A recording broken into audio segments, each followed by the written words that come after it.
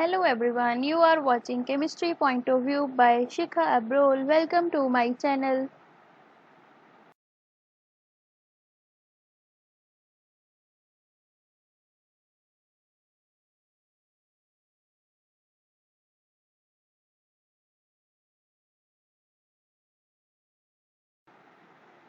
So topic of the day is P block elements group number 16 class 12th. So इस lecture में हम पढ़ेंगे oxygen family के बारे में।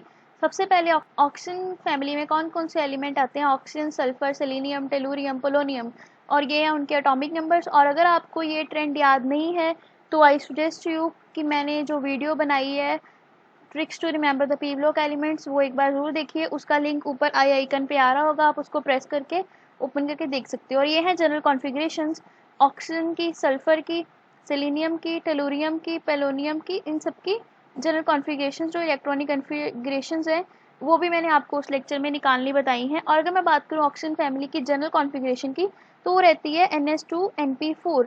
बल्कि जब पी ब्लॉक हमने नाइट्रोजन फैमिली डिस्कस की थी पी ब्लॉक में तो उसमें थी NH2 NP3, क्योंकि वो ग्रुप नंबर 15 था तो उसमें NP3 आ गया था, और यहाँ पे ग्रुप नंबर 16 में आ गया है तो ये NP4 हो गया है। तो एक इलेक्ट्रॉन ऐड होता है जब हम 15 से 16 ग्रुप में आते हैं आउटर मोस्ट शेल में। तो इस तरह से ये जो N है ये हमें रिप्रेजेंट करता है उसकी वैलेंस शेल, या फिर नंबर ऑफ पीरियड, या फिर उसका प्रिंसिपल क्वांटम नंबर किसी भी एक एटम का। अब मैं बात करूंगी कुछ क्वेश्चंस की। ये कुछ क्वेश्चंस जो मैं आपके साथ अभी डिस्कस करूंगी, इन क्वेश्चन का रीजनिंग आप बिल्कुल उसी तरह करोगे जैसे आपने ग्रुप नंबर 15 में की थी, क्योंकि जो ट्रेंड रहता है पीरियोडिक टेबल का वो सेम रहता है। तो उसके लिए मैंने अलग से एक लेक्चर बनाया था, physical properties of a periodic table, उसमें सारे ट्रेंड्स एक्सप्लेन किए थे मैंने। तो अगर आप भूल चुके हो वो प्रॉपर्टीज के बारे में तो उसका भी लिंक अभी ऊपर आ रहा होगा, आप उसको ओपन करके उस प्रॉपर्टीज को पहले सुनो, उसके बाद इन क्वेश्चंस के आप डेफिनेटली आंसर कर पाओगे। सो फर्स्ट क्वेश्चन है explain the trend of atomic size in group number 16। तो ग्रुप नंबर 16 में एटॉमिक साइज का ट्रेंड कैसे रहेगा। जब आपको बोला गया कि ग्रुप नंबर 16 में एटॉमिक साइज का ट्रेंड, तो इसका मतलब यही है कि आप डाउनवर्ड की ही बात की जा रही है, क्योंकि ग्रुप नंबर 16 हमारा जो है वर्टिकल होता है, downward from top to bottom कैसे साइज वेरी करता है एटम्स का, तो आपको पता ही है पीरियोडिक टेबल में moving from top to bottom size increase करता है। नेक्स्ट क्वेश्चन है why electronegativity of oxygen is more than sulphur. Sulphur की इलेक्ट्रोनेगेटिविटी ऑक्सीजन से ज़्यादा क्यों है। सेम वैसे ही आंसर आएगा जैसे हमने बात की थी, फॉस्फोरस से ज़्यादा नाइट्रोजन इलेक्ट्रोनेगेटिव है। उसके बाद नेक्स्ट क्वेश्चन है why the ionisation enthalpy of group 16 is lesser than group 15। Group 16 की जो आयनाइजेशन एंथैल्पी है वो ग्रुप 15 से कम क्यों है। तो इसके लिए सबसे पहला काम आपका ये होगा कि आप दोनों की इलेक्ट्रॉनिक कन्फिगरेशन लिखो, ग्रुप 16 की भी और ग्रुप 15 की भी। मैंने यहाँ पे जनरल कॉन्फ़िगरेशन लिखी है दोनों की। ग्रुप 15 के लिए जनरल कॉन्फ़िगरेशन रहेगी NH2 NP3, और ग्रुप 16 के लिए रहेगी NH2 NP4। तो जैसे हम इनकी आउटर मोस्ट शेल की जो जब भी ये ऑर्बिटल कॉन्फ़िगरेशन ड्रॉ करते हैं तो हमारे पास 2 इलेक्ट्रॉन आते हैं इसमें और 3 इलेक्ट्रॉन आते हैं जब 15 की बात करते हैं। जब 16 में जाते हैं तो ये 4 हो जाते हैं। तो अगर हम बात करें स्टेबिलिटी की तो ये ज़्यादा स्टेबल है क्योंकि ये हाफ फिल्ड है और ये पार्शली फिल्ड है, तो जिसके कारण यहाँ पे इलेक्ट्रॉन निकालना मुश्किल है, बट इस केस में इलेक्ट्रॉन निकालना ईजी है। और यही मैंने यहाँ पे लिखा, because of NP3 half filled configuration the ionisation enthalpy is high that is of nitrogen family group number 15। But अगर हम बात करेंगे ऑक्सीजन फैमिली की तो उसके पास है NP4 कन्फिग्रेशन, और वो अपना एक इलेक्ट्रॉन रिमूव करके इजीली NP3 कन्वर्ट करने की कोशिश करेगा, क्योंकि NP3 में हाफ फिल्ड हो जाएगा और हाफ फिल्ड ज़्यादा स्टेबल होता है। तो टू अटेन द स्टेबिलिटी वो क्या करता है, अपना एक इलेक्ट्रॉन रिमूव करने की कोशिश करता है, और इसीलिए वो अपना इलेक्ट्रॉन जल्दी रिलीज कर लेता है। और क्योंकि वो इलेक्ट्रॉन जल्दी रिलीज कर रहा है तो इसकी आयनाइजेशन एंथैल्पी क्या होगी, लो होगी। और इस तरह से आप यहाँ आंसर कर सकते हो कि ग्रुप नंबर 16 की आयनाइजेशन एंथैल्पी नाइट्रोजन फैमिली से कम है, क्योंकि वो पार्शली फिल्ड और वो हाफ फिल्ड होने की कोशिश करता है। नेक्स्ट है draw the structure of water. ये बहुत बार कर चुके हो +1 क्लास में, फिर भी हो सकता है आप में से कुछ बच्चे भूल चुके हो। तो वाटर का स्ट्रक्चर ड्रॉ करने के लिए सबसे पहले काम, फिर जैसे हमने 15 ग्रुप में किया था, सेंट्रल एटम ढूंढना। सेंट्रल एटम यहाँ पे रहेगा ऑक्सीजन, क्योंकि वो एक है और 2 हाइड्रोजन है। अब उसके बाद कॉन्फ़िगरेशन लिखोगे ऑक्सीजन की तो वो आएगी 1s2 2s2 2p4, और ये 4 इलेक्ट्रॉन आ गए 2p के, और ये आ गए हमारे पास 2 इलेक्ट्रॉन 2s में। तो ऐसे हमारे पास 2 अनपेयर्ड इलेक्ट्रॉन है तो 2 ही हमारे पास हाइड्रोजन है, और हाइड्रोजन के पास होता है 1s1, तो एक 1s1 एक के साथ बॉन्ड बनाएगा और दूसरा हाइड्रोजन दूसरे अनपेयर्ड इलेक्ट्रॉन के साथ बॉन्ड बनाएगा ऑक्सीजन के। और इस तरह से जब ये 2 बॉन्डिंग हो जाएगी तो ये बॉन्डिंग एक यहाँ पे आ जाएगी और यहाँ पे आ जाएगी, और ये जो दो पेयर बचे हैं ऑक्सीजन के पास, ये दोनों यहाँ पे जाएंगे लोन पेयर में। और इस तरह से वाटर का स्ट्रक्चर रहता है बेंट फॉर्म और वी शेप।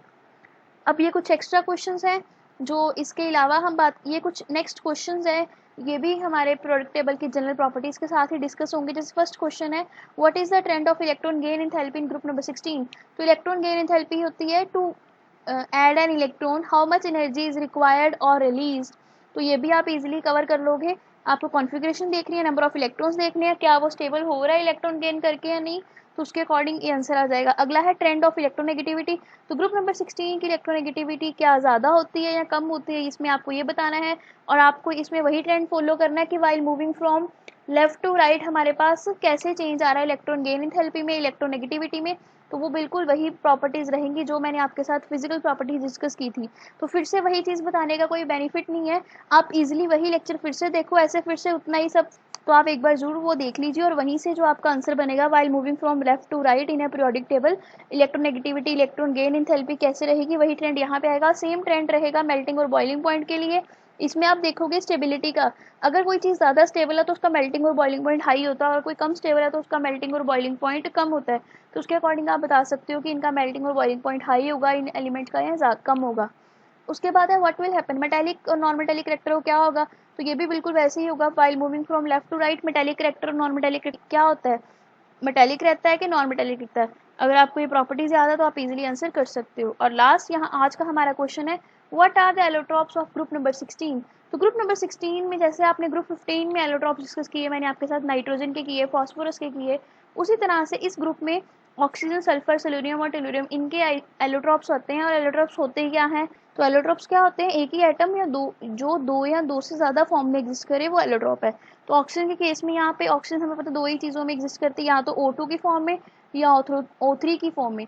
O2 के लिए सिंपल ऑर्डिनरी ऑक्सीजन और O3 की फॉर्म में ओजोन होता है। सल्फर हमारा रोम्बिक और मोनोक्लिनिक की फॉर्म में एग्जिस्ट करता है, और इसका बहुत इंपॉर्टेंट क्वेश्चन आता है जो आपके साथ मैं नेक्स्ट लेक्चर में कवर करूंगी, तब वो लेक्चर जरूर देखना। और उसके बाद है सिलीनियम के जो हमारे पास एलोट्रोप आते हैं वो रेड, ग्रे और ब्लैक आते हैं, जैसे हमारे पास आए थे फॉस्फोरस के केस में वाइट, रेड और ब्लैक। यहाँ पे वाइट की जगह ग्रे आ गया, बाकी तीनों एलोट्रोप्स, तो यहाँ पे भी 3 एलोट्रोप्स आएंगे। और टेलुरिया में हमारे पास क्रिस्टलाइन और अमॉर्फस आते हैं एलोट्रोप्स। और एक चीज़ जो मैं बात करूँगी अक्सर क्रिस्टलाइन और अमॉर्फस की, क्योंकि क्रिस्टलाइन और अमॉर्फस पहले आपका चैप्टर फर्स्ट होता था सॉलिड स्टेट +2 क्लास में, पर लास्ट ईयर नवंबर सेक्शन से वो चैप्टर कट हो चुका सिलेबस में, इन पंजाब बोर्ड और CBSE में भी लास्ट सेशन में कट हो गया था। पर इस बार वो शायद ऐड हो रहा है, पर इसका अभी कोई डिटेल नहीं है सच मेरे पास। तो क्रिस्टलाइन और अमॉर्फस मैं थोड़ा सा आपको बताना चाहूँगी क्या होते हैं, कि जो अमॉर्फस होते हैं वो पाउडर लाइक स्ट्रक्चर्स होते हैं, जिनका परफेक्ट शेप नहीं होती, परफेक्ट ऑर्डर नहीं होता, जो हर डायरेक्शन में हमें इक्वल से दिखते हैं। तो अमॉर्फस में आप ले लोगे जो पाउडर चीज़ें हैं।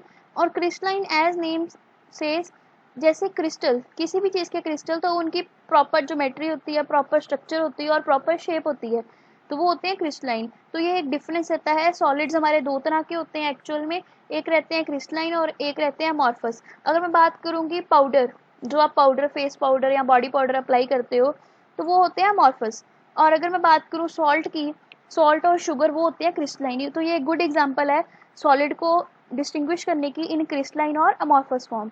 सो now by this I finish my this lecture. In this lecture I give you a brief summary of group 16 by relating with the physical properties of periodic table. Hope you all understand this. Keep watching, like and subscribe the channel, and I will meet you in the next lecture. And thought of the day is, don't stop and never let the situation stop you. So just keep on moving and you will get success. Thank you.